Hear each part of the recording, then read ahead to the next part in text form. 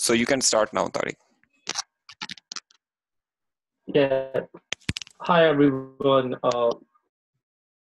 Thank you very much taking out your valuable time out of your busy schedule and joining to this 5.2. Before going on to that one, why we need 5.0 if we have a 4.6 and it was meeting the needs of for large, for scale business solution as to why you need 5.0. To expand on to that one, I'm gonna take you back to the there was 5 technological revolution in that century, and that occurred and it changed the world we are in, right?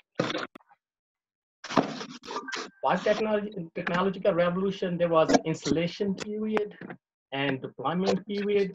And sorry for interrupting. Could everyone else mute because there's a lot of background noise? Again, very sorry for the interruption.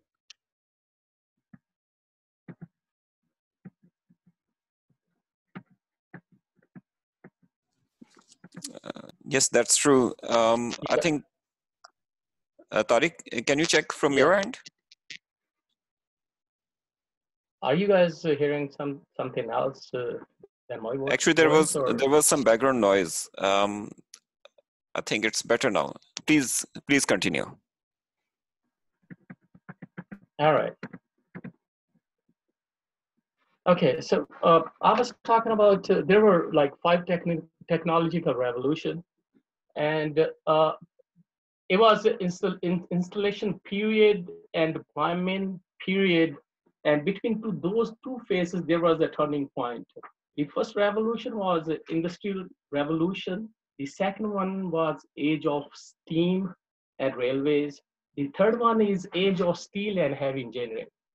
And fourth one, age of oil and mass production. And the era we are living right now is the age of software and digital era. I mean, that's the era we right now living into that. And this is fifth technical, revolution. To showing that, to telling you that that is, so it's changed our entire world right now, the world we're living into. Why I'm going to give you example of that, and the turning point onto that one starting in 2000. Y2K, when the Expedia, a travel giant, took over and outlasted the other travel industry by introducing new software, new digital transformation, and the same way, Amazon and Whole Foods merged to introduce cross-platform selling and lower prices. And the interesting point about Tesla, I'm going to mention, which is very interesting, Tesla market cap is $43 billion right now, and their revenue is 21 billion. It exceeds Ford and GM, and the profitability onto, they are making only 22,000 vehicles as compared to Ford or GM, they're making 2.5 million, and they are still making more profit. Why is that? Making less vehicles and making more profit because they use the innovation. They use the software into their vehicle. And the same thing goes on to Apple. I thought Swiss watches was the best watch seller in the world. And now Apple is taking over. And they are the biggest watchmaker in the world. Why? Because they use that innovation. That's the reason. World is changing. So it takes me to that. Those who master large-scale software delivery will define the economic landscape of the 21st century.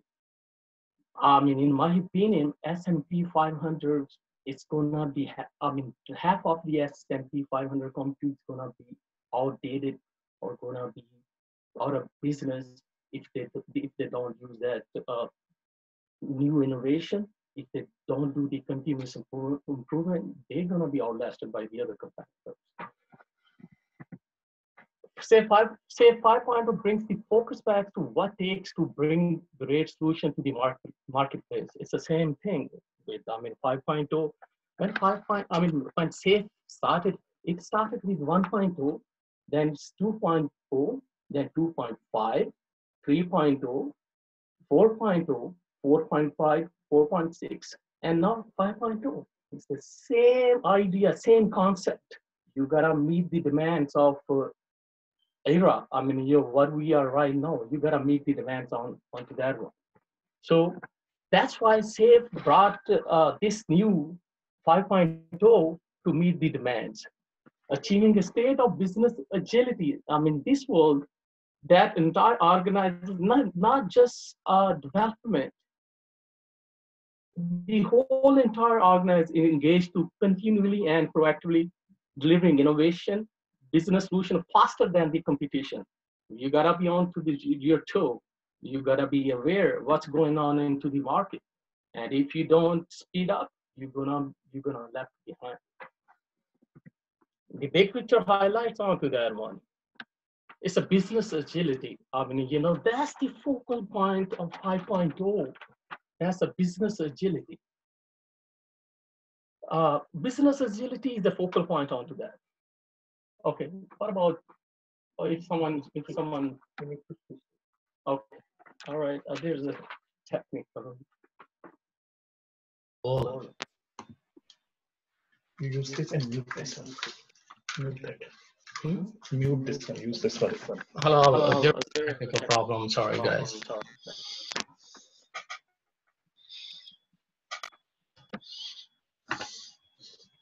We are just trying to make sure the voice is clear to everyone. How you guys can hear me now? Can you hear me now, please? It's much better. I'm sorry, guys. That was the mic I'm using. Sorry, just switch the mic.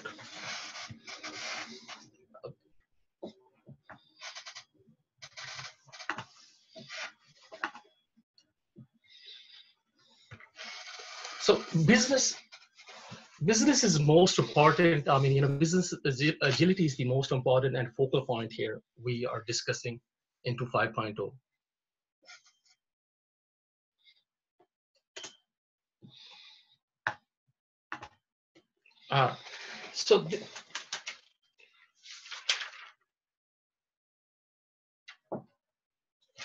All right. And let me talk about 7 core competencies they are introduced in 5.0. It was 5 in 4.6. Now they have 5.0, and there's a 7 core competencies. Onto the left hand, we have competencies, and onto the right hand, we have that spanning palette. There's 2 new core competencies. 2 new core competencies: organization agility and the continuous learning. Continuous learning culture is the very essential. You gotta learn continuously, not like let it stay on to that and just stay on to what you have, but you gotta add on to that one. Continuous learning is the most important thing. Previous version, so they had like 5, now they have 7 core competencies. They add 2 more on to that one. And those are organization agility and the continuous learning culture.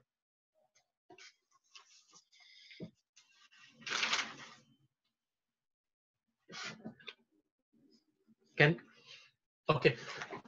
So what they did down to that one, they rename and expanded the 2 core competencies. It was previously known as DevOps and release on demand, and now they turn into the agile product delivery. And previously we have business solution and lean system engineering. Now they have enterprise solution delivery. So let me talk about that a little bit.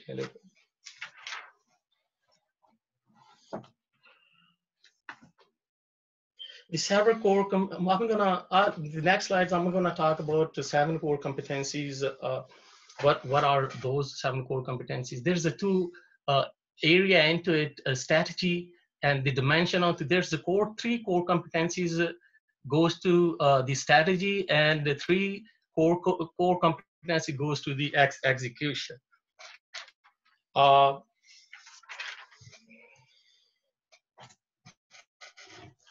let me, can you hear? Yeah.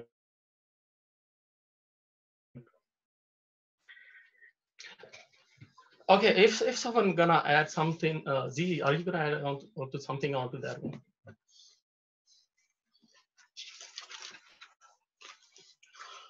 Sure, thanks for giving me opportunity. So as you can see from the previous slide, there are 7 core competencies. 3 are on the strategy side, 3 are on the execution side, and there are 3 icons below all the competencies, and those are actually the dimensions. So there are 21 dimensions actually, 3 under each competencies. So as you can notice, agile leadership is at the bottom. That's the foundation. That's the foundation of everything. And all of these things are actually connected to the customer centricity. So customer is at the center of everything. And we are going to discuss these competencies and their dimensions in a little bit more detail in the upcoming slides. But here in the next slide, you can see the list of 7 competencies without any dimensions. So you will have an idea how these things are mapped. Like Lean Agile foundations, Lean Agile leadership is at the foundation at the bottom of everyone, 3 for the execution side, and 3 for the strategy side. So now let's going to discuss about the team agility and the rest of the competencies one by one. So Tariq, do you want to add something on this? Yeah, there's nothing new onto 5. It's the same old competency, why team and the technical agility. Let's talk about that. Okay, rather is I mean, in team and technical agility, we're talking about a high performance cross-functional agile team. Rather paying more attention onto the stack and engineer, we gotta pay attention onto the team, like, you know, stack team. Business and technical teams build business solution, and quality business solution delight customer. Our result, our focus should be on to how we gonna delight our customer, how you gonna satisfy your customer. Believe on to the power of the team. Believe on high performance team rather than an individual, just like one person. We gotta believe on to the whole team, not only one person. It's not the story or one feature customer are looking at. We gotta provide them the whole, I mean, the big solution, the whole large scale, big solution onto that one. 4.6 had the team level. I mean, 4.6 had a team level and program level. Now they make it essential. They combine both of two, and it is now essential. If you don't have essential, you don't have a safe. You build the solution from the scratch. For example, to build a ship, you need to build it from the scratch. Not 10 boats building together can form a ship. You have to build it from the scratch. And another example I'm going to give you onto that one. If you want to build a skyscraper, you got to build it from the scratch. You cannot stack 1 or 2, 3 buildings on it and make it skyscraper. You got to start it from the scratch.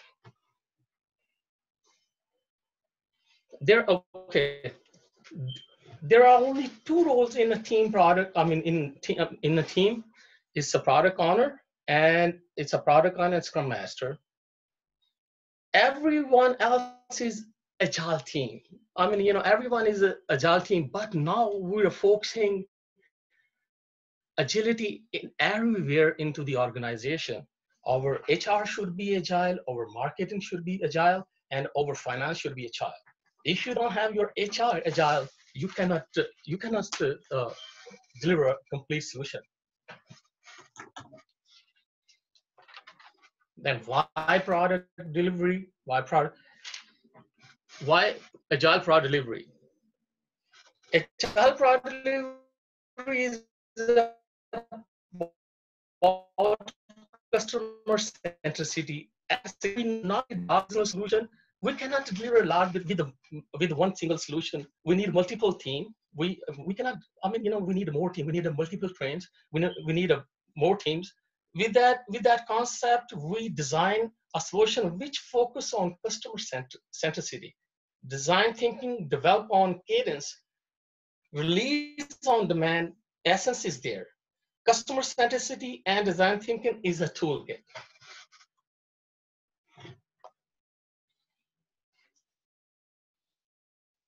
Here, customer centricity and the design thinking, as I told you, customer centricity, that's the focal point here onto that.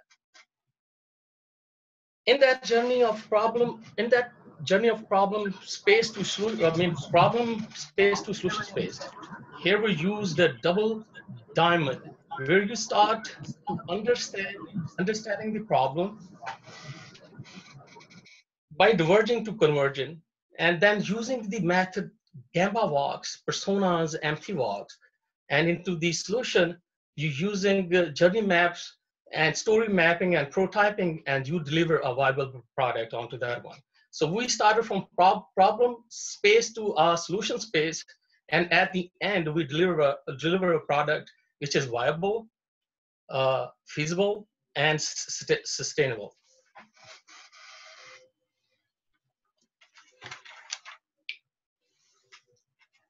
Okay, continuous delivery in iteration, CE, CI, and CD are happening in each iteration. Continuous does not mean it synchronize or add on. Continuous means it continuous. It's just like, let me give you an example, just like a grandfather clock. I mean, if you don't have a needle, second needles, have a minute needle, or you don't have an hour needle, you cannot tell exact time. So you need to have all the continuous integration, continuous exploration, and continuous deployment. So that's gonna make your product like fulfill the customer requirements. Zeeshan, are you gonna add anything on it?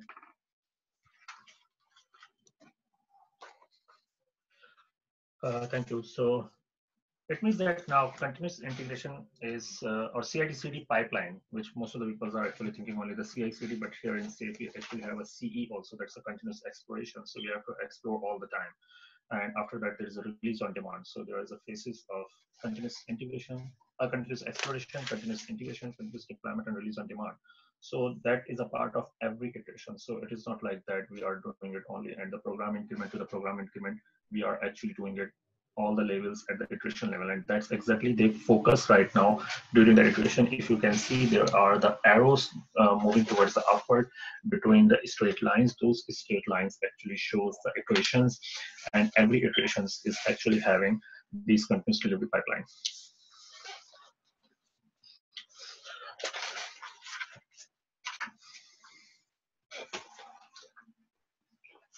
The other change, they made it into 5.0. They changed the stretch objective to uncommitted objectives. Even though our intent was the stretch objective, you have the capacity but have low confidence. I mean,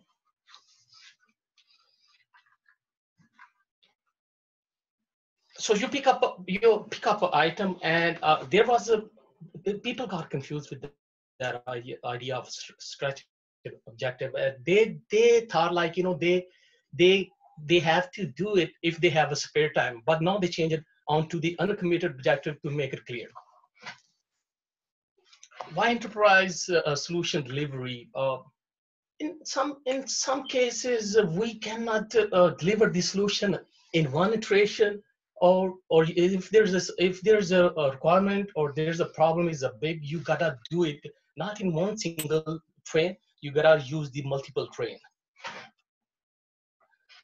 Enterprise, and you use that enterprise solution delivery onto that one by applying a lean system engineering to build the really big system. You coordinate and align the full supply chain and a continuous delivery pipeline through agile release train and coordinating trains and supplier, and evolve from that system. Why lean portfolio management? Traditional approaches to portfolio management were not designed for a global economy or the impact of a digital disruption. As I give you the example of, I'll give you example onto that one, like Motorola. Motorola was not up to the task, and nobody remembered now Motorola. And a good example of that one is Nokia. Nokia was a pioneer in cell phone industry, but they did not do the innovation. They did not do the continuous improvement. And look at it, we don't even know who the Motorola, I mean, who's the Nokia is. And Apple, these guys, they look at, they observe the market, and they were seeing there's a need to the improvement, and they did it, and they took over the cell phone industry. I mean, you know how, I mean, Apple is everywhere. So aligned strategy, funding, and execution. These are the key points onto that one. Optimize operation across the portfolio. Make it like, you know, optimize. Do it as much as you can. Don't stop, and keep continuous, relentless work. Lightweight governance that, I mean, empowers the decentralized decision. Decentralization, the decision making is it's not like, you know, so everything goes to the team, but there's some decision making, it remains to the leadership, like a funding and budget. And Zeeshan's going to add something on to that. Thank you. So this is about there are three portion of this one. One is about the strategic funding. So here, the way we are traditionally funding the teams are not going to work in the modern world. Let me give you an example. Traditionally, we are funding the projects, and it is quite common. Probably you guys have already seen that the one person are working on more than one project, and he is dedicating some percent of the time for one project and some percent of the time on another project. Probably you guys are familiar with how you are building your code or using the charge code. So there's a question: if you are working on 2, 3, or 4 projects at a time, allocating your capacity to those projects, then which projects you are loyal to? Probably no one. You are loyal to the project who is the more vocal customer, who is shouting the most, who is paying the highest. So that is not the way the agile or the modern organization are supposed to work, because you don't have any loyalty, any obligation to any projects. The team just merge together and then disband when the project is over. So in the safe world, or the agile world, the investment should be based on the value stream. So usually we have a train or more than one train for the value stream. And when we are funding for the value stream, then we can allocate the funding accordingly to the value stream and adjust the allocation of the team depending on the priority and depending on the adaptation. So this is a different model than the funding. The other thing is about the agile portfolio operations. So here we have a LACE. LACE is actually Lean-Agile Center of Excellence, and COP is actually Community of Practice. So we have the Center of Excellence and Community of Practices to perform these things. Third thing is the governance. So whenever we are talking in terms of the large scale, at the portfolio level, at the enterprise level, there is definitely some governance involved, who is taking care of the compliance and all those related things. But adding all those bureaucratic things can actually reduce the innovation in such a way that the people are not empowered to make the decision. So here in the lead portfolio management, governance is important. We cannot get rid of the governance and the compliance and all that, those type of things, but we are making the governance lightweight, where in such a way that it is necessary and important, and we are giving the more authority, more decision making to the team level. And that is what one of the principle of the SAFE, principle number 9, the decentralized decision making, that's actually aligned with this. And if we move on, then there is one more change, SAFE picture, that's a portfolio vision. Previously, it is used to call the portfolio canvas. That is pretty much borrowed from the business canvas. So now they change it for the portfolio vision. There's going to be a lot more detail on this one, but we are actually going to not in so much detail in this one. The organizational agility, one of the competency for the SAFE. So the 3 dimensions for this one is about the lean thinking, strategy, agility, and the lean business operation. So what is about the lean thinking? It's that at the enterprise level, not only at the team level, not only at the train level. So everyone has to think about this thing. And if you remember, this thing actually aligns with what Tariq said in the beginning, that now it is not the responsibility of the development team. It is the responsibility of the everyone. Everyone has to take care about the business value. So this is very important dimension. Strategy, agility. So if there is any change in the business environment, then we have to make the quick action. Let me give you a couple of examples. For example, Amazon Primes, with the membership of the Amazon Prime, you are with a fee has to take the business. Take a look at the example of Kodak. Just 20 years ago, Kodak was ruling the photographic industry. Now it is nowhere. In fact, it's a Kodak, as far as I remember, it's a Kodak who invented the digital camera, but he is not changing the business agility or the strategic agility. Let me give you another example. For a long time, Microsoft was not in the internet, same as for the smartphone. Microsoft phone as compared to the Apple phone or the Android phone. Take a look at the example of Nokia. Take a look at the example of BlackBerry, where they are now. They are not immediately responding to the changes happening in the market. So the companies have to make the strategic decision very quickly, responding to the market, and that's what the strategy agility is. Third one is about the lean-based operations. Here, there's a value stream mapping is showing here. There's a whole discussion about the value stream mapping, and probably we'll have another whole session on this one. But just to give you a brief overview of the top 30,000 feet overview, it's all about how we are creating the value, end-to-end value, and how we can optimize this thing. So there might be some gaps in this thing. There might be some delay on this thing, and where we are going to optimize the things efficiently rather than we are wasting our energies at the wrong place. The example usually I'm giving is when the last time I came to US, at that time, there were 10 planes landed at the same time, and there was a huge queue on the immigration. And it took me more than 2.5 hours to reach the immigration officer, and it took me 30 seconds to pass the immigration. So if we are trying to optimize this particular solution, are we trying to optimize that 30 second to 15 second? Yes, we actually did the optimization, but is that optimization is going to optimize the whole system as a whole? Instead of optimizing that 30 second into the 50 second, we should take a look at how we can reduce that 2.5 hour waiting time to less, maybe introducing more immigration counter or something like that. So here in this value stream mapping, we'll just map the business end-to-end innovation. What are the steps? What are the working time? And what are the wasting time? Continuous learning culture. So do you want to add something on the continuous like that? Yes, we gotta create a culture into our organization where everybody learn and everybody should provide opportunity where they can innovate the new things onto their own. I have an example with my organization. What they do each Friday, they give like 3 hours a spare time all to the employee, and into that 3 hours they said, like, you guys try invent any new innovation and come up with some idea, and believe it or not, it worked very well, and we deliver. We have a new invention in that 3 people are so creative. Our minds are like great in a sense.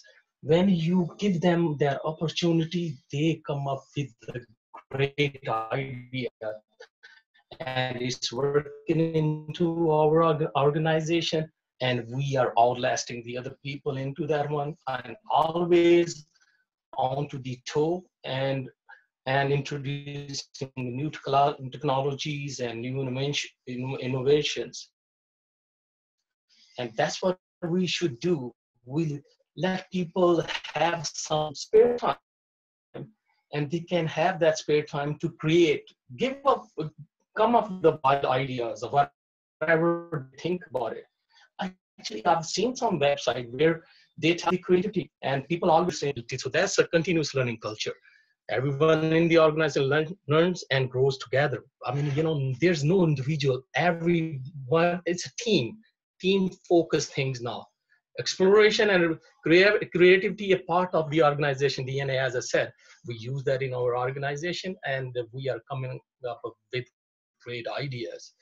So continuous improving solution, service, and process in everyone. It's everyone's responsibility. It's not like just like, the upper management should tell you that if you have some idea, some creativity, or some new thinking, just come up with that one, share with your colleagues, share with your team member, and just bring it up.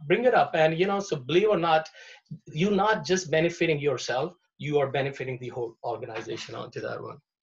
Okay, and the same idea onto that one is exploit innovation riptides. If you guys, familiar with the surfing is, there's a riptide, and when you do the surfing, the riptides comes, and there's only two way to go with it. It's a riptide comes, you go with it, or stay away from that one. So there's the two only way to save yourself, to just go with the flow or just stay away from that one. So again, I have to mention Apple onto that one. They stay away from that riptide. They observe other people. They observe BlackBerry. They were the first company come up with that emailing stuff. They took it from there, and they make an iPhone. The same thing, they from the audio industry, the Sony Walkman, they have that idea from them, observe them, and come up with the iPod, and look at where they are onto that one. Whereas Samsungs are the people, they are coming with the new idea, they just use it, and if they see it's working, it's all right, they're gonna make more improvement onto that one and go with it. If not, they're just gonna delete them. They're not gonna have that one. They're just gonna come up a new idea. So they are the pioneer and leading and innovating new technology, and they are into the market. Competing as well as with the app. So why Lean-Agile leadership? Leadership is a key. It's a mindset. If your leader mindset is not agile, you cannot acquire anything. That's your leader mindset. It has to be open. Recently, I was talking to someone in Pakistan, and they were saying their turnover is like great. Everybody, they invest money onto the people, and they invest time onto the people, but they stay with the organization maybe 2-3 months, then they go somewhere else. I said, what was the reason? And I came to know that the mindset of the honor, that it's very command and control. It's not agile. They don't want to give that empowerment to the team. And these empowerment mean like, let them do whatever they want to do. They tell them how to do it and what time it is. It's again on command and control, and they're losing a lot of employees, even though they're investing. So it's a waste of time, and it's a waste of money. So you inspire others by exhibiting desired behaviors, aligned mindset words, and action to lean agile values and principles. So everybody in the organization has that mindset. That mindset is how we're gonna grow, how we're gonna achieve how we're gonna grow.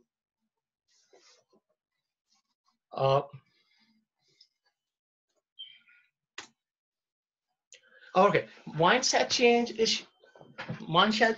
Okay, there's a two one. It's a growth mindset and then a fixed mindset. A growth mindset is I like to try new things. I can learn to do anything I want, and feedback is constructive. Whereas fixed mindset people, I can either do it or I can't, and then I'm either good at it or I'm not. The thing is that you gotta jump into the pool and just learn it. That of the pool, you're gonna learn. You gotta try it. I know there's gonna be some failure. There's gonna be some hurdles, but as from that hurdles, from that failure, you do the retrospective and see what you've done good. Take it, and if you have some failure, just learn lesson from them, and keep going and keep going. So, I mean, there's a growth mindset, bring the organization onto the top. So always have that growth mindset. In 5.0, along with that 9 principle, they just add another principle, which is organized around the value. When you look at any delivery, when you look at it, what the stakeholders, what the organization want, they want the value out of that. So your focus should be on delivering a value product, and that's within built-in quality. If you have that built-in quality through a CE, CEI, and CD, that means like continuous exploration, continuous integration, and continuous deployment, you're gonna have a better value product, and that should be built into your product. I mean, value focus should be onto the value, what we're getting out of that. Zeeshan's gonna add something on to that one. So one important thing is that this organized around the value is always in the SAFe. So if you take a look at any of the previous SAFe literature, they will always say that even though how your team are supposed to build, how your trains are supposed to build, how your solution train is supposed to build, everything should build around the value. Is there any other way other than organize around the value? Yes, you can organize. For example, let's take a look at the team. You can build the team organize around the programming language, around the Zeeshan, just to hold you, I think, Zeeshan, sorry to cut you, I think your voice is breaking. So I am not sure what is going on with respect to the internet. So can you hear me now? It's a bit better. Can you please? Okay, let me rephrase this thing. Let me reiterate. So organize around the value was always there in the SAFe. It is not something new. Even in SAFe previous literature, you can see this thing that even the teams, the trains, the solution trains, everything you should see, even from the pictures on this slide. Now, they are making this 10th principle to make it explicit. It was always there implicitly.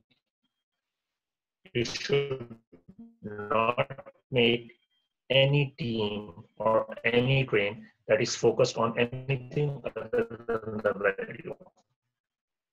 The example I was giving other than the value is you make a spoken language, some technological thing, something like based on the middleware, user interface, or anything. Does it going to give the value to the end customer? Maybe yes, maybe no.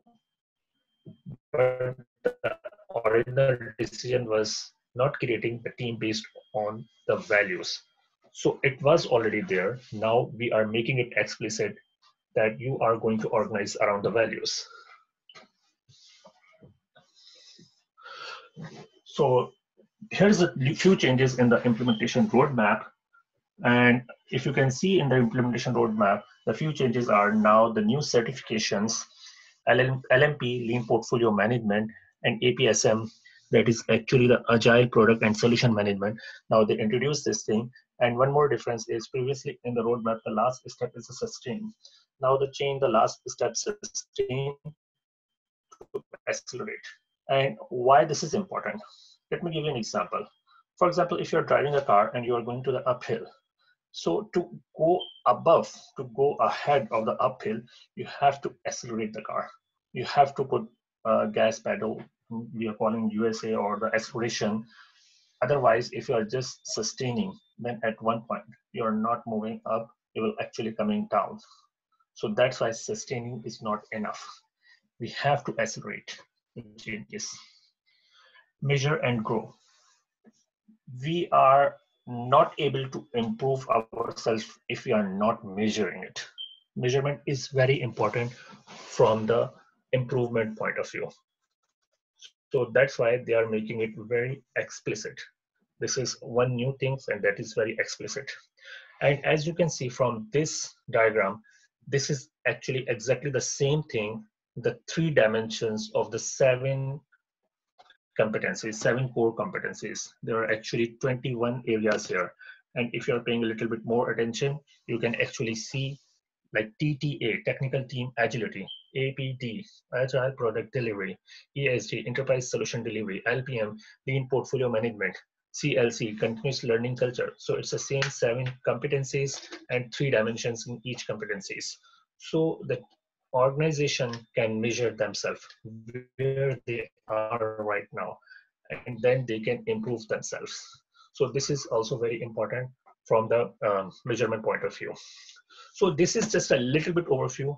There are a lot more things. Because of the shortage of the time, we have to cut it to make it more important what is going to deliver. So we'll focus very much on the core competencies. Now the important dates from the SAFe 5.0 point of view. The preview of the SAFe 5.0 is available right now. That's the website, you can see it.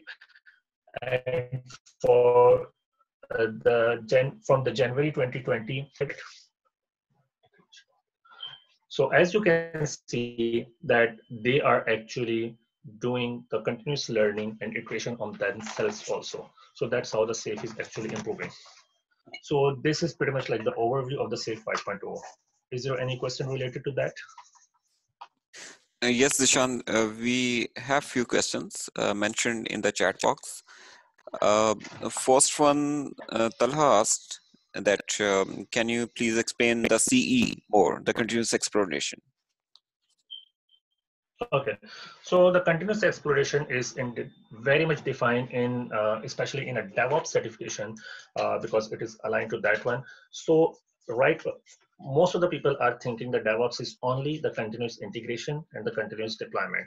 But before that, we have to continuously explore what we are going to do next. And not only what we are going to do next, because there are tons and tons of items, tons and tons of possibilities and opportunities, we have to continuously prioritize.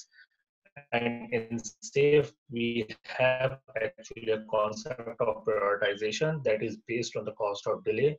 And from the cost of delay, we came up with a concept that is called the WSJF, that is minimum shortest job first. And based on that priority, we actually create a program backlog and assign the WSJF for all of the feature in the program backlog and working on this thing. So this is important factor. Like before even doing any integration and deployment, we have to continuously explore to make sure what we are going to do next, what is important, and we'll prioritize accordingly. Did I answer the question, Talha?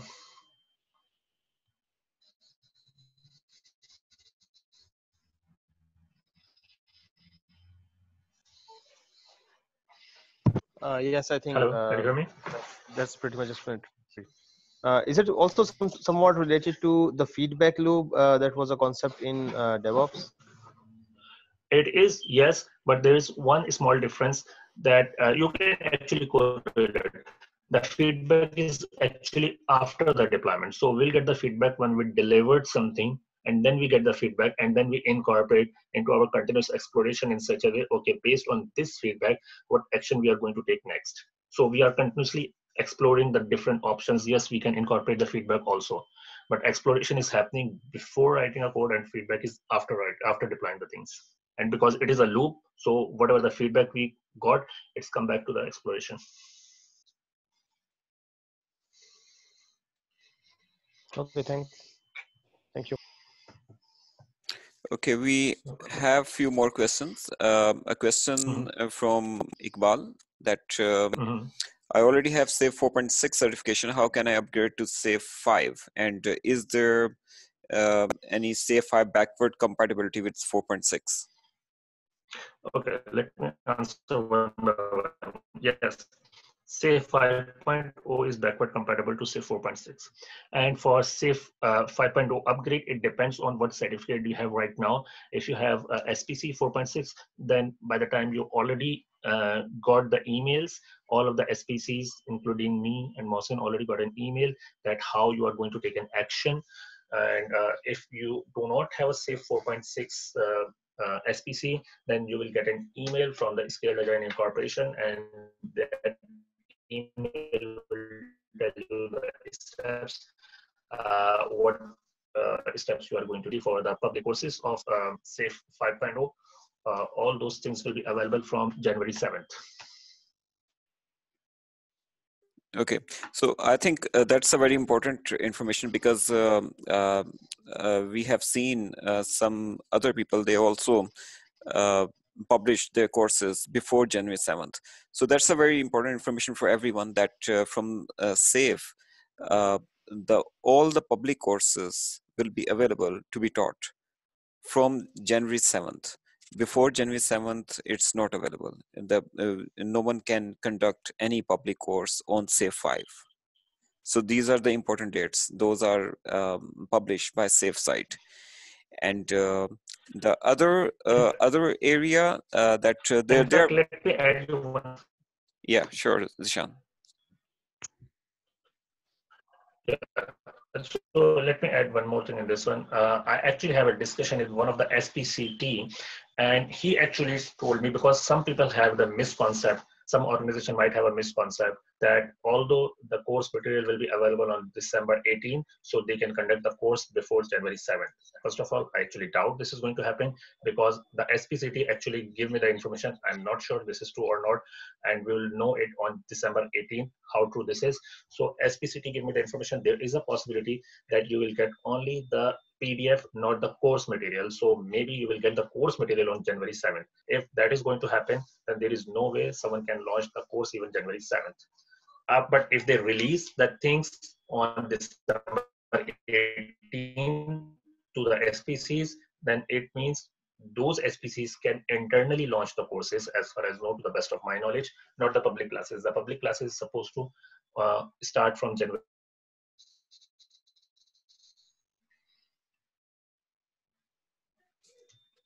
Okay. So do we have any other questions as well? So we can move on to the next topic. Guys, anyone can ask any point. Okay, so you can even type on the chat box. Meanwhile, I have few questions, Zeeshan. So, and Tariq as well. So the major thing is, from the audience point of view, I have seen that like in Pakistan, a lot of people, they don't know about SAFE, and we have introduced one course in July, and most probably we'll be introducing the next courses in the coming month. But the main thing is that the new update 5, the more important the point is that how we can tell the audience to the importance of SAFE, and how this framework is important from scaling point of view as compared to the other frameworks in the market. So can you please go back to the framework diagram, and we can give some sort of like a quick overview what is actually the SAFE, and how the international market is reacting about SAFE framework as compared to the other frameworks from scaling point of view. Sure. So this is a diagram. Let me find the diagram. Okay. Let's start with this diagram. So this is the full configuration diagram of SAFE. If you guys can see it. Yes, there it is. So this is a full configuration of SAFE. As you can see, if we'll do a little bit quick overview of the SAFE, previously there is going to be 4 levels: the team level, program level, large solution, and portfolio. Now they merged the team level and the program level and call it essential, because without any program, obviously there is no need for SAFE. You cannot just start with some teams, and after sometimes you just try to merge the teams and call it, now this is your team. That is not the way it is supposed to work. In the same way as Tariq mentioned a couple of examples, like you cannot have 10 boards and merge those 10 boards to create a ship, or you cannot have 10 cupcakes and merge those 10 cupcakes to create a cake. Obviously, that is not a very good cake. That is not a very good shape, or that is not a very good skyscraper. So you have to think from the scratch from that point of view. So that is to avoid that type of confusion. They actually merge the team and the program, and it is essential. On the top of that, there is a large solution. Sometimes only one train is not enough. Suppose you are building the new Boeing plane. Suppose you are building the new satellite. Suppose now with the new digital Pakistan things, you are building a new portfolio. Do you think you are going to do it only with one train? And the one train is typically from 50 to 125 people, depends on the Dunbar's number. So in that case, we need multiple trains, and multiple trains work together. For example, what about the MS Office? Do you think MS Office can be done with only one train? There are many trains for MS Office, and those trains obviously need the coordinations among themselves. So with those type of things, we need the large solutions. Obviously, there are some differences. We can go in very much detail. Zeeshan, At sorry the to portfolio level, we are defining the strategy, we are defining the funding. That's what we were discussing. Zeeshan, This sorry is a safe introduction. If you want to go from the business point of view, okay, let me go from the business point of view. Let's start from where I am right now. Sure.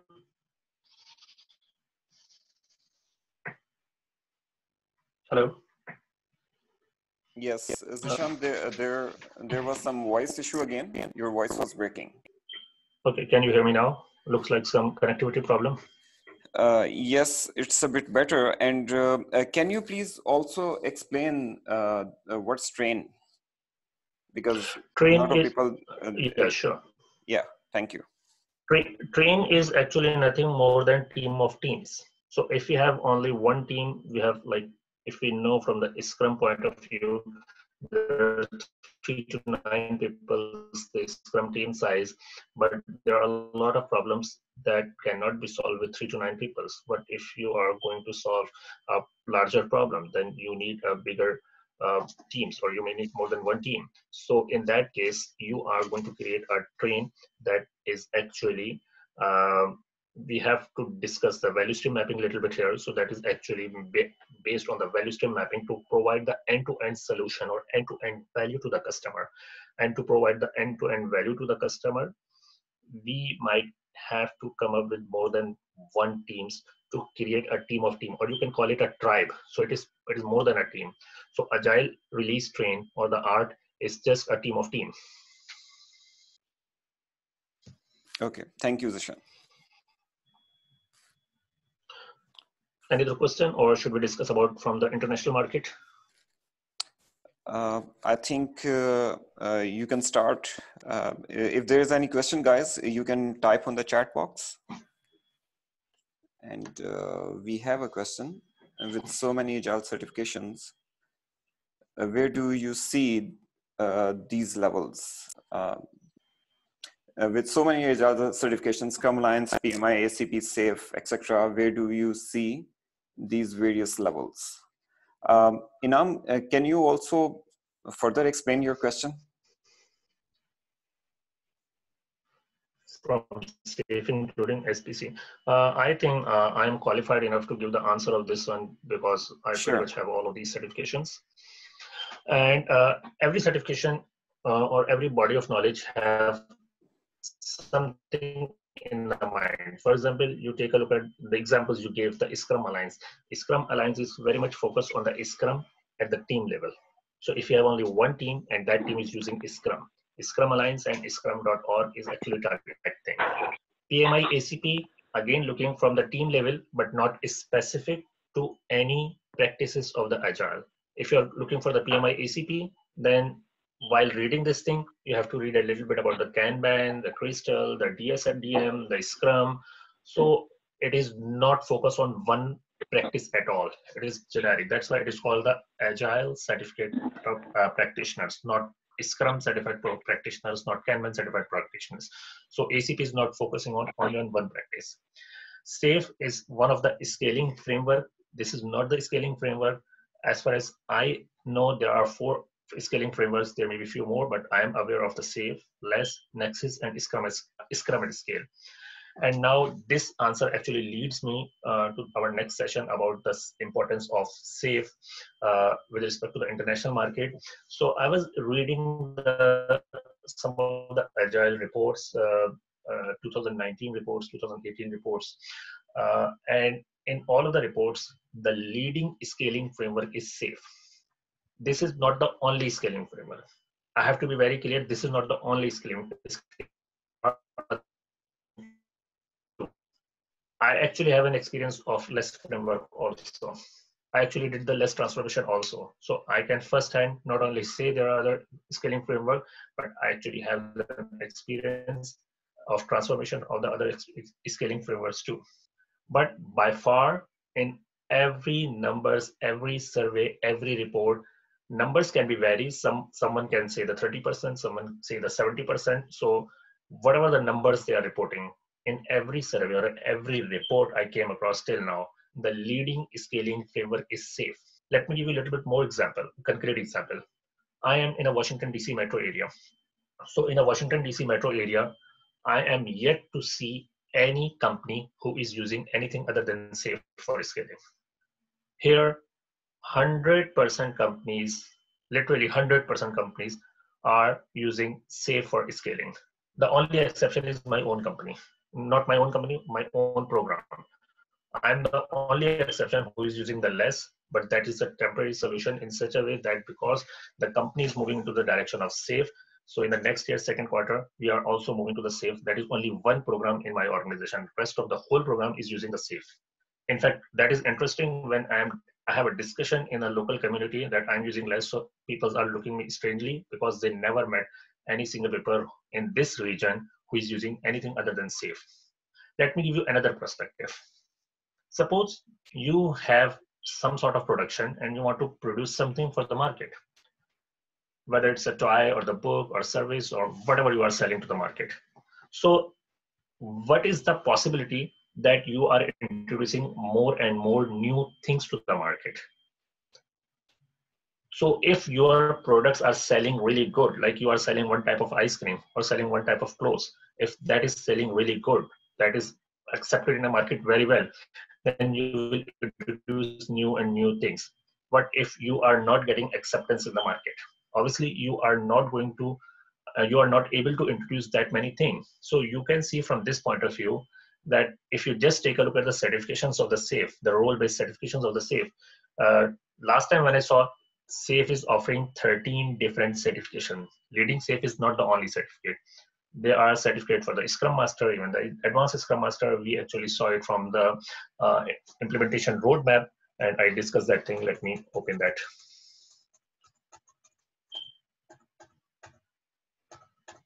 This is a roadmap. Come on. One more back. Yeah, this is a roadmap. You can see there are so many certificates. There's a leading certificate. There's a program Scrum Master. There's a product owner. There's an advanced Scrum Master. There's a DevOps. There is a Lean Portfolio Management. There's a advanced products. There is a release training leader. So they have a lot of certifications. So that explains that why it is so much important and people are accepting this thing. Otherwise, what is the point? On the contrary, Scrum at Scale, to the best of my knowledge, there is only one certificate. Less, I think there is only two certificates, CLP, Certified Less Practitioner, and CLB, Certified Less Basic. One more thing I want to mention, SAFE is so much involved in government that they actually introduced one certificate for government only. You can see next to the SA, there is a SCP that is actually, so this is, I'm talking only with respect to the DC region right now. Take a look at from the Northern America point of view. Take a look at from the international point of view. So in any study I came across, number can be varied. In any study, there is a leading scaling framework is SAFE. Take a look at from another point of view, number of certificates. So the number of certificates, SAFE just announced they have 500,000 certificate holders. So it's 500,000.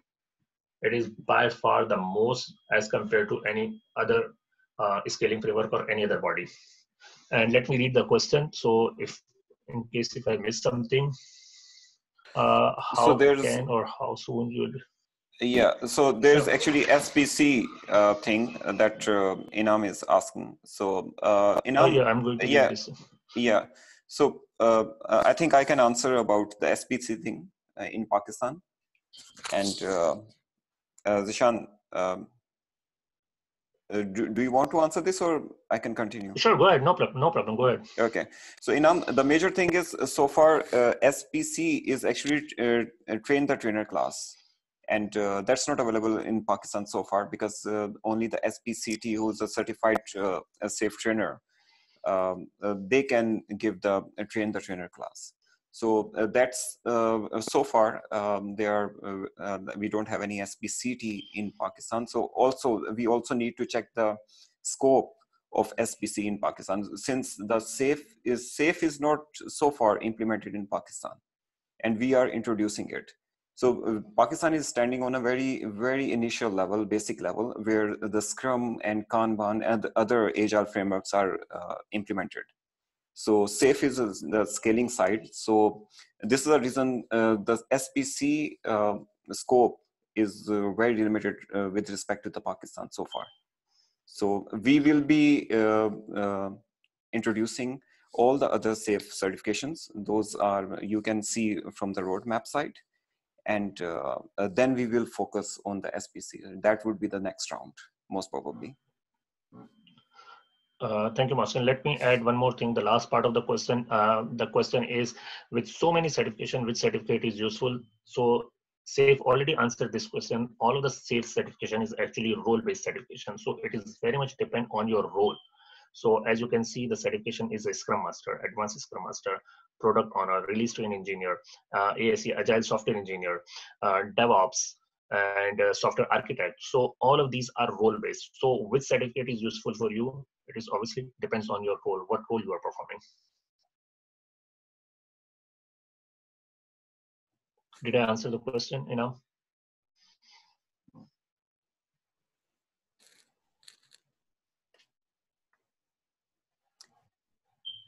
I think Inam already said thanks.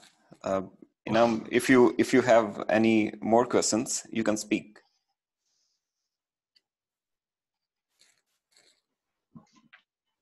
Okay, so meanwhile, we can also check other questions. There's a question from Rahil. How does digital transformation subject is related to SAFE? I can answer this question with one cross question. How you think it cannot? Anything what we are doing is a digital transformation. Like take a look at right now. We have a cell phone. That cell phone is connected to a lot of devices. We have cell phone connected to the WhatsApp, cell phone connected to the IoT devices. So our things are digitally, digital things are disrupt our life in such a now we are actually cannot live without digitizing. We cannot live if we are still thinking, for example, the IoT. So if we are not thinking, or let me rephrase, if we are still thinking business and IT are two different things, it means we are way behind. Every business needs IT, and business and IT are merged together. In the today's world, we cannot even think business and IT are separate. And you guys probably hear more about this thing in Pakistan with things than me. More lights related to the new things going on in the digital Pakistan.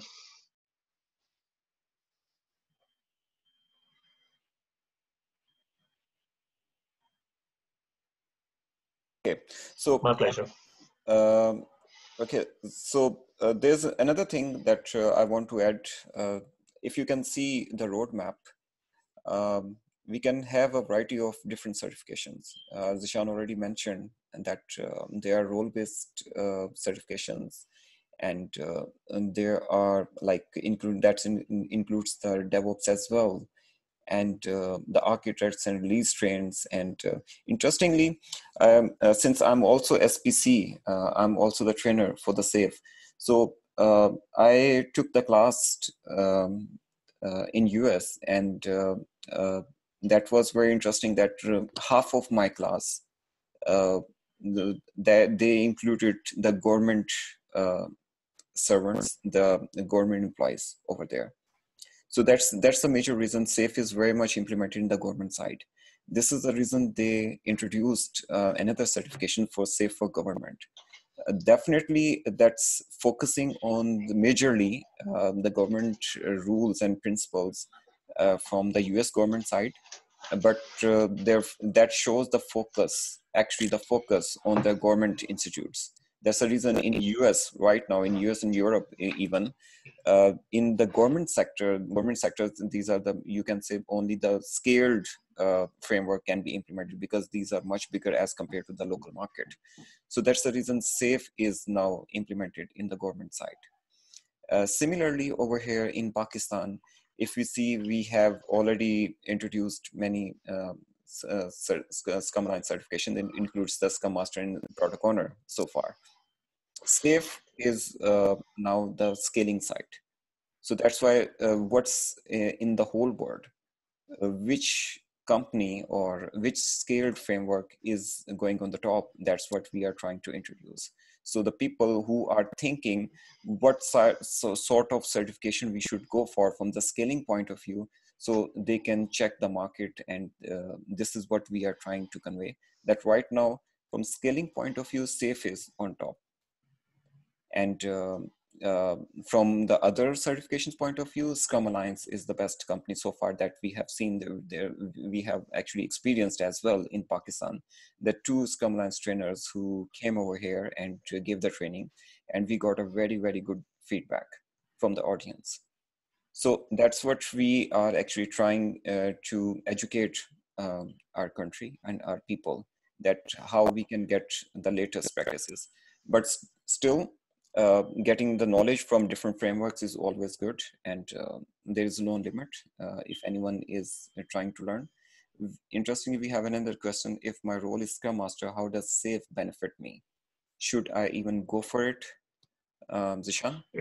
It very much depends on how your organization is working. If your organization is working on a scaling, then yes, you should go for it. There is a SSM certificate, Scrum Master. There is a SASM certificate, Safe Advanced Scrum Master.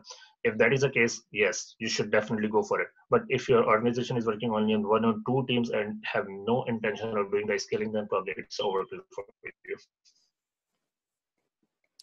And let me add from Zeeshan's answer, yes, all depends that if you want to add on the scaling side. SAFE is scaled framework, scaled agile. So that's what the meaning of SAFE is. SAFE is scaled agile framework. Yeah, that's true. So anyone who is interested in SAFE side, again, this is something that you need to focus, that if you are going, because there's a lot of big companies, including my company as well.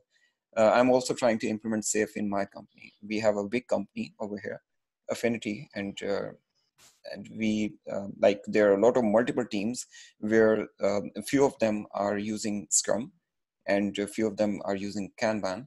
So as a whole, if you want to implement some sort of scaled framework, so I'm actually trying to implement SAFE over there, because SAFE has much flexibility and diversity of different roles. And we can also create like a team of team over there. Let me try to explain from another example. That is one of my favorite example I'm giving in all of my trainings. So if I ask you to draw a 10-inch straight line, you will just use a ruler and draw a line. But if I ask you to create a straight line with 10 straight line, obviously you need something else. You need some new tools. Now you cannot use a ruler to create a 10-kilometer straight line. That is the difference. If you are happy with only one team, you don't want to grow, you don't want to accelerate, you are fine with whatever you are doing. You even probably don't need a Scrum. But if you want to grow, and that is very important, you cannot even survive. Company cannot even survive, as Tariq mentioned, without innovation, without growth. That's why they change sustain to accelerate. If your company wants to go in that direction, then they have to use this thing. And when they have to use this thing, then they have to use some scaling framework. So there are other options too, but by far the dominant framework is SAFE. Thanks, Zeeshan, for sharing the good examples. Tariq, any other example from your end experiencing SAFe in your work environment? Yeah, go ahead. Mohsin, go ahead again. Actually, Mm-hmm. we're sharing our mic. There's a problem with my mic, and so I have to take it from Zeeshan. So go ahead again. Yeah. So did you get my question, or I should repeat? I haven't. If you can repeat it again, please. Yeah. So I was asking, can you share some example from your work experience, since you are also in the US market, and from SAFe point of view, if you have some example to share? Actually, as we look at the job market, each and single job, if you can go on LinkedIn, you can go on to Monster and all, why people are requiring that SAFe certification if it's not that important? And as I said, like, people they ask for the certification from SAFe because it's a proven and large scale framework, which is already been proven, and it's working, as Zeeshan mentioned. 99%, I would say 100%.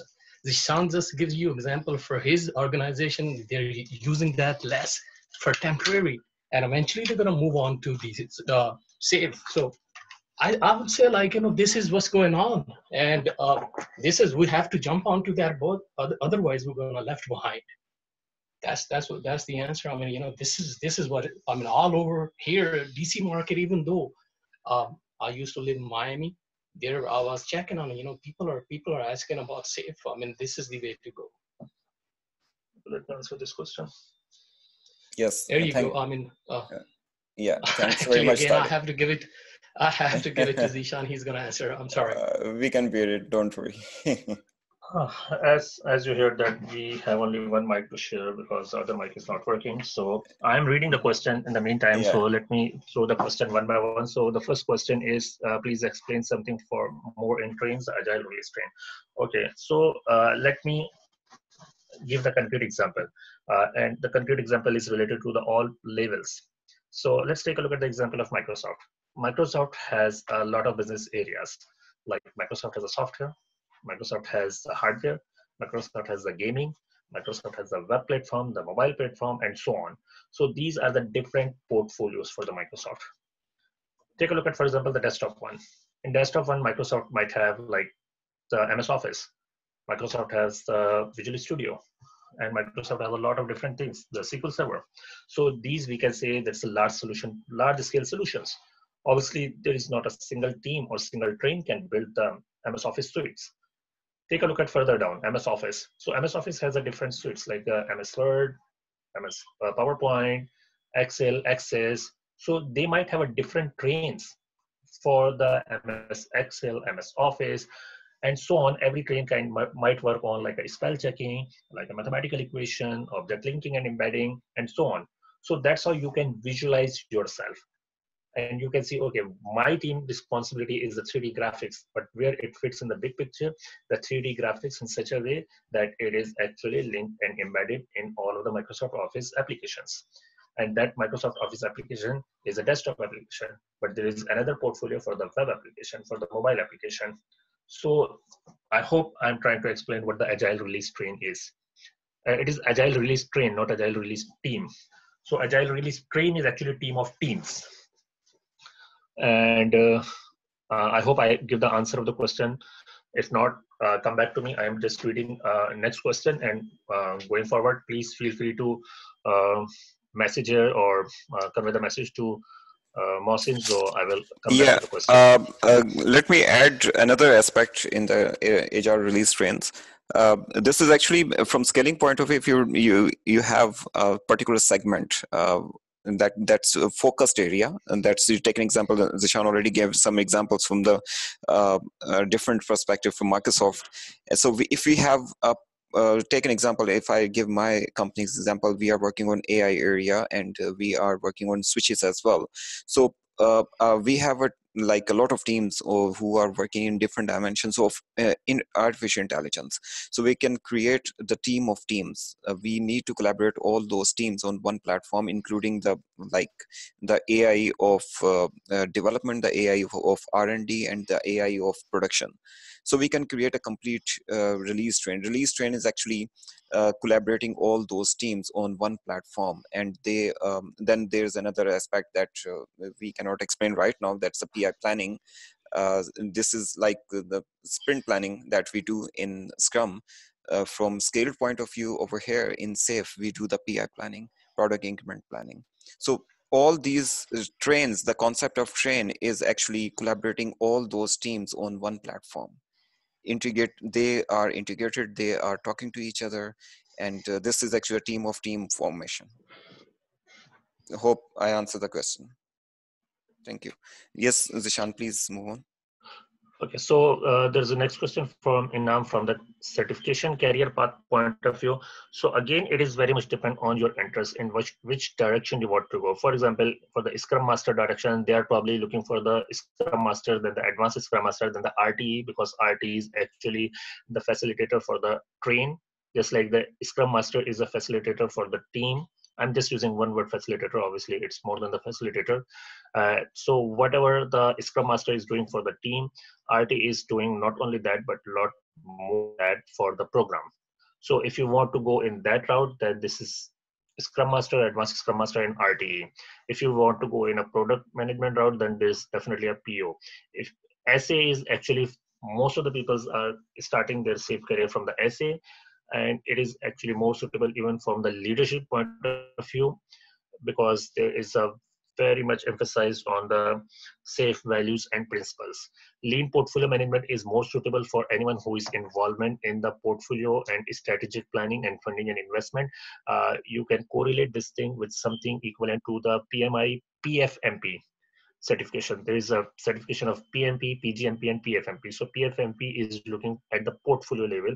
So that's what the LMP is, lean portfolio management level. If you are working in that level, most of the people who just working at the team level, so they are most probably going to the program level. I'm yet to see anyone who is working from team level to directly jump to the portfolio level. If you're already at that level, then it is definitely useful for you. For the program manager level, PGMP, that is actually more suitable for the APSM, Agile Product and Solution Management. That is equivalent to the large scale thing. And for the SPC, SPC is actually useful from a couple of things. So SPC is used to call it change agent. So what the meaning of change agent is, whenever you want to make the change in the organization, you want to introduce the SAFe, just like Mohsin just mentioned, he wants to introduce the SAFe in the organization. So if you want to perform that type of activity, then you need the SPC, because SPC is actually authorized to give the training of almost all of the certifications. They can train the other people's other than the SPCs. There is something to mention about the RT. In some cases, SPC cannot give the RT public training, but they can give the RT internal training for sure. And there is a concept of ISPC that is called the internal SPC. Internal SPC means they can give the SPC training internally, but they cannot give the SPC training to the public. To give the SPC public training, you have to have the SPCT. Yeah, that was the last question. Inam, did I answer your question, or do you still need some clarification?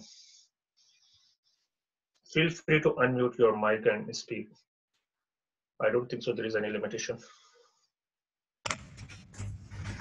Yes, sir. Thank you. So I'm working as a project manager for more than a decade. I have PMP, PGMP from PMI, and I have Scrum Alliance, Scrum Master, which is CSM. So basically, I was preparing nowadays for my Agile certification, which is PMI ACP, and I came across the huge demand for a SAFe E certification. So I'm getting a little bit confused because there are so many tracks in it. I understand you answered. One is product path, second is Scrum Master path, which is understandable. But from SAFe perspective, working as a project or program manager or Scrum Master, what should be my certification path starting from, let's say, Agilist and growing to what certification level, so I can find the right certification path in this? Although there is no requirement from the Scale Agile, you can do any certification in any order. But I saw most of the people who want to be in that direction started with SA and then go to RTE. So SA will give you a big overview of the Scale Agile framework as a all, and major emphasis on the Scrum safe values and principles. So they will have a better understanding of the safe, and then they will go for the RTE. That is actually the next evolution for the Scrum Master.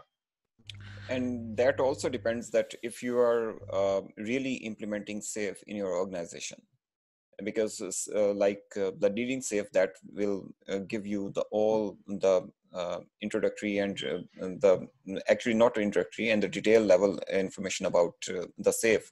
But RTE is actually particularly a role, release, train, engineer. So if you are really implementing SAFe, then you should go for RTE. No, we are not implementing, and I'm not working in an organization where SAFe is actually there.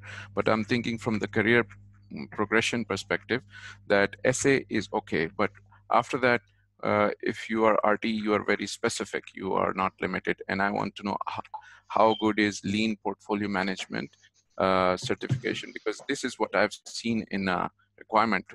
Either this one, because SPC is a very much a higher level. So what should be the next step for after SA for a project manager?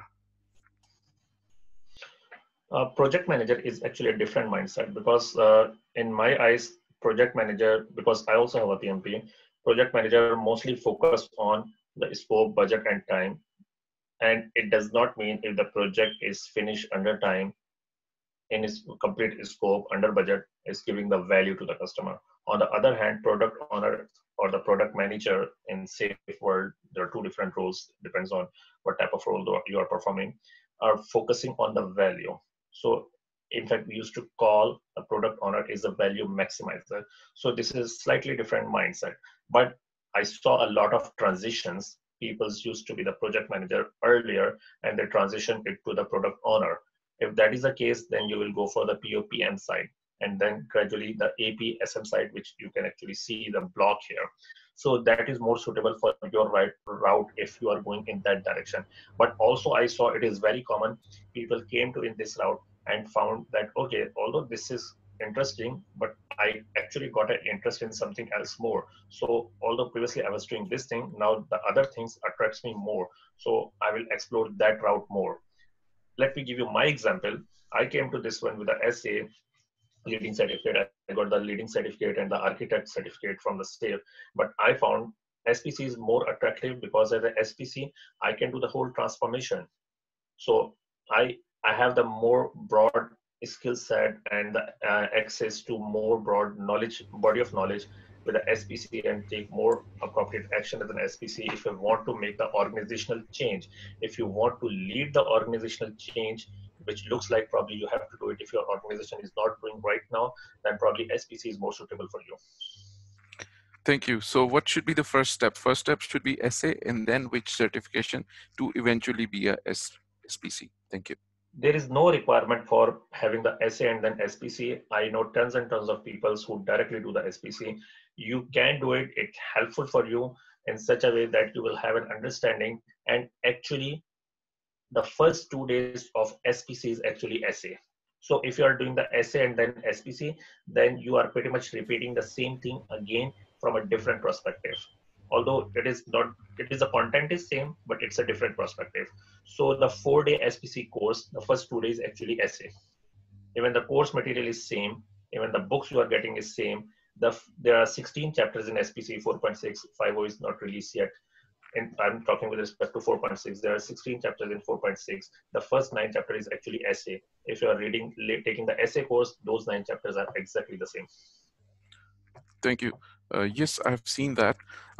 Last question would be, what is the cost perspective if an individual is taking? Because I've seen SPC courses are extremely expensive. It is, and there is a reason, and I have explicit discussion about this particular topic with one of the SPCT here, which I was involved in one of the public speaking last week here. So it is beyond their control. The Scaled Agile Framework company actually make sure that to maintain the quality, it is not like that someone just coming up and throwing the certification for $500 and $600. So they have to provide some minimum level of things that this is a minimum you can do it. Like in USA, I don't think so anyone can offer the SPC course below $3,000. It's actually more than that.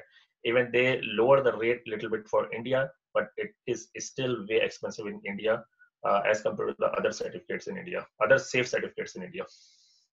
So let me add, Zeeshan, Inam, there's another aspect that since there are two options. One, that you can go for leading safe to have an idea what is safe and to be familiar with the whole framework. And the other way is since SPC is actually train the trainer class.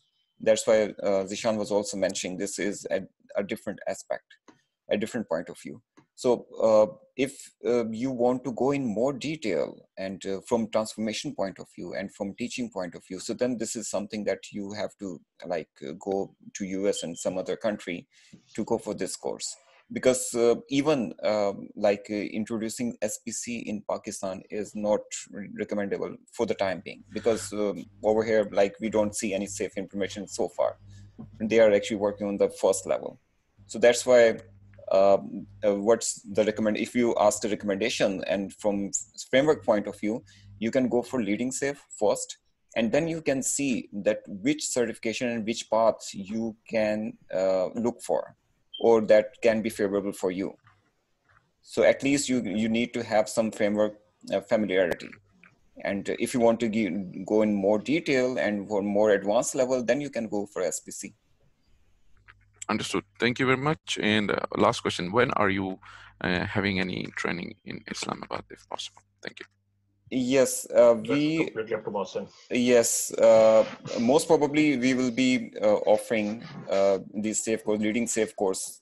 We already introduced one class that Zeeshan introduced that in Lahore in July.